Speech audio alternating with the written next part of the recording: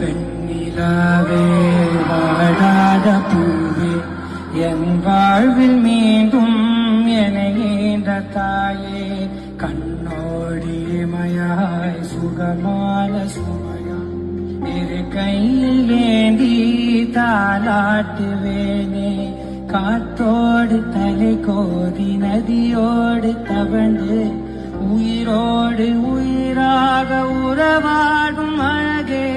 பனியோடு விளையாடி மலரூஞ்சலாடி தரை வந்து தமிழ் பேசும் இரு கால்